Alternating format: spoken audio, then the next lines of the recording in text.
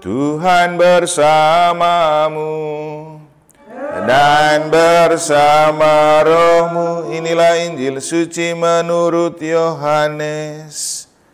Dimuliakanlah Tuhan. Banyak di antara orang-orang Yahudi yang datang melawat Maria dan yang menyaksikan sendiri apa yang telah dibuat Yesus terhadap Lazarus, percaya kepadanya. Tetapi ada juga yang pergi kepada orang-orang Farisi dan menceritakan kepada mereka apa yang telah dibuat Yesus itu. Apabila kita biarkan dia, lalu imam-imam kepala dan orang-orang Farisi memanggil mahkamah agama untuk berkumpul. Mereka berkata, apakah yang harus kita buat? Sebab orang itu membuat banyak mujizat. Apabila kita biarkan dia, maka semua orang akan percaya kepadanya. Lalu orang-orang Roma akan datang dan merampas tempat suci kita serta bangsa kita. Tetapi seorang di antara mereka, yaitu Kayafas, imam besar pada tahun itu, berkata kepada mereka, kamu tidak tahu apa-apa. Kamu tidak insaf bahwa lebih berguna bagimu jika satu orang mati untuk bangsa kita daripada seluruh bangsa kita ini binasa. Hal ini dikatakan Kayafas bukan dari dirinya sendiri, tetapi sebagai imam besar pada tahun itu, ia bernubuat bahwa Yesus akan mati untuk seluruh bangsa. Bukan untuk bangsa itu saja, tetapi juga untuk mengumpulkan dan mempersatukan anak-anak Allah yang tercerai-berai. Mulai dari hari itu mereka sepakat untuk membunuh dia. Karena itu Yesus tidak tampil lagi di muka umum di tengah-tengah orang banyak dan orang-orang Yahudi. Ia berangkat dari situ ke daerah dekat padang gurun, ke sebuah kota yang bernama Efraim. Di situ ia tinggal bersama murid-muridnya. Waktu itu hari raya Paskah orang Yahudi sudah dekat, dan banyak orang dari negeri itu berangkat ke Yerusalem untuk menyucikan diri sebelum Paskah itu. Mereka mencari Yesus dan sambil berdiri di dalam bait Allah, mereka berkata seorang kepada yang lain, bagaimana pendapatmu? Akan datang jugakah ia ke pesta? Demikianlah sabda Tuhan. Terpujilah Kristus. Para suster dan saudaraku yang terkasih, yang dapat kita maknai dari dua bacaan suci pada hari ini untuk menyambut dan memasuki pekan suci adalah fokus kita itu pada apa dan siapa. Dalam bacaan pertama kita mendengar Yeskiel berbicara tentang Allah yang punya perhatian khusus untuk mempersatukan umat yang tercerai-berai, memanggil mereka yang jauh untuk kembali dekat dan dirangkul dalam rangkulan kasih Tuhan. Nah, begitu juga yang dilakukan oleh Yesus. Ia fokus pada kerajaan Allah, memberitakan Injil dengan menyembuhkan orang sakit, bahkan membangkitkan orang mati, seperti juga yang dia lakukan untuk Lazarus, saudara Maria dan Marta di Betania. Namun, kadang-kadang juga ada yang fokus pada kerajaan Allah, ada yang fokus pada kerajaan dunia. Dalam Injil kita menemukan kelompok orang yang, kelompok haters lah gitu, orang yang tidak suka dengan Yesus, yang hidupnya hanya untuk mencari-cari kesalahan dan kesempatan untuk mempersalahkan Yesus yang memang tidak bersalah. Waktu rekoleksi pernah saya sampaikan, salah satu hal yang perlu untuk pemimpin pastoral yang partisipatif dan transformatif adalah menjadi pengusaha bukan penguasa, juga tidak menjadi wasit sepak bola atau wasit tinju. Kalau wasit sepak bola, dia lari ke sana ke sini di dalam lapangan untuk mencari kesalahan pemain lalu dihukum. Kalau wasit tinju, ketika orang berangkulan dalam bertinju, dia akan melaraikan supaya lanjut baku hantam lagi.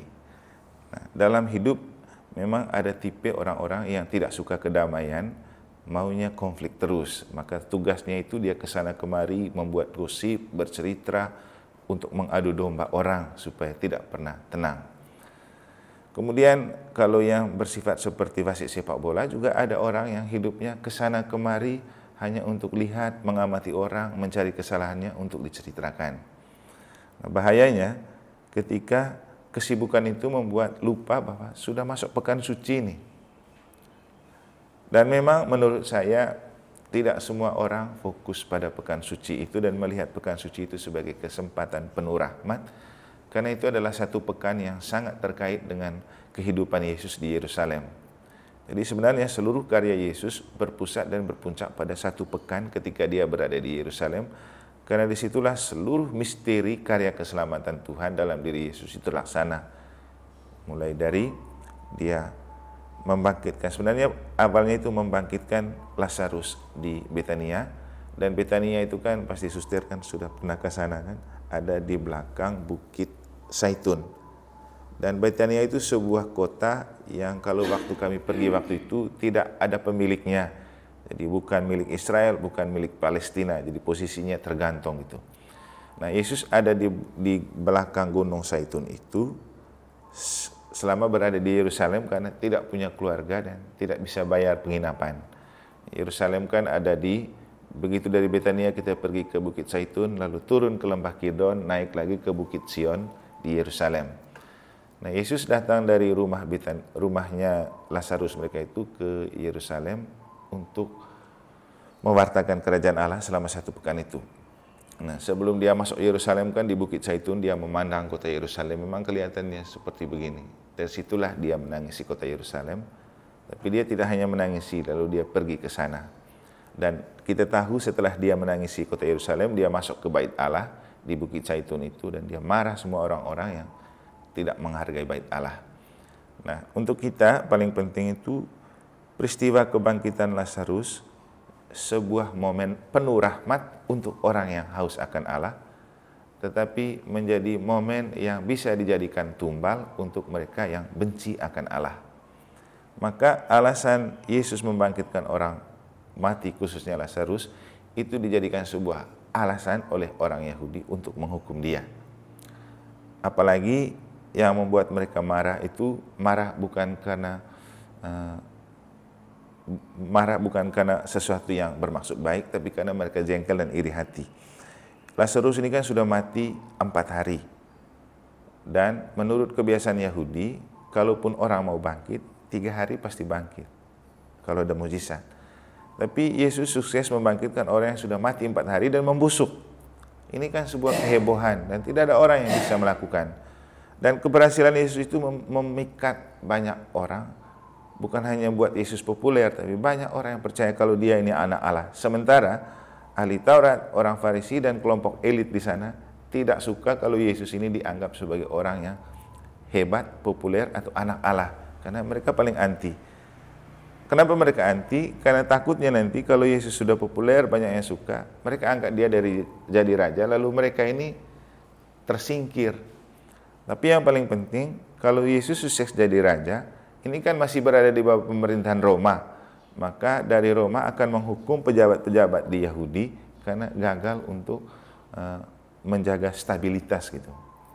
Sehingga mereka berjuang untuk mematikan Yesus ini supaya di mata penguasa Roma mereka tetap dianggap sebagai pemimpin yang hebat. Saya rasa di dunia kepemimpinan dan politik banyak juga hal seperti itu. Ada figur tertentu yang harus cepat dimatikan supaya kariernya tidak naik. Apalagi zaman Orde Baru dulu tuh. Jadi orang naik sedikit punya potensi harus cepat dimatikan. Mungkin juga di dalam hidup membiara, kongregasi atau komunitas ada pemimpin-pemimpin tertentu yang tidak fokus pada pelayanan, tapi fokus pada kalau ada orang yang dianggap berbahaya dan punya potensi untuk bisa lebih dari dia, di-cut memang. Kadang-kadang ada juga itu. Jadi kalau lihat ada junior-junior yang berbahaya untuk mereka yang sudah lama memimpin, ada saja dipindahkan lah, dilemparkan kemana lah. Tapi ini gaya-gaya yang memang sebenarnya ekspresi antek-antek iblis. Karena iblis itu menggerogoti hati untuk iri dan cemburu. Dan itulah yang terjadi dengan kelompok orang-orang yang tidak suka dengan Yesus. Padahal kalau kita mau bicara fair, apa sihnya yang jadi kesalahan Yesus sehingga harus dibenci seperti dalam Injil kemarin? Apa yang membuat kamu melempari saya dengan batu? Memang saya salah apa? Memang tidak ada salahnya. Tapi namanya kalau orang sudah terlanjur benci dan iri, sebaik dan sebenar apapun orang, pasti tidak akan pernah benar dan baik. Sehingga untuk kita paling penting, kita kembali ke dalam diri kita, ke dalam disposisi kita ini rohaniwan rohaniwati, kita tetap fokus pada hal-hal rohani. Tentu Tuhan tidak sembarang menempatkan imam, biarawan, dan biarawati di setiap paroki, supaya kita itu penjaga hidup rohani umat. Karena kalau mau jujur, di paroki kayak kita ini, umat itu tidak fokus pada pekan suci, tidak fokus pada hal-hal rohani. Coba lihat, berapa orang yang datang rekoleksi, berapa orang yang datang pengakuan dosa. Kenapa?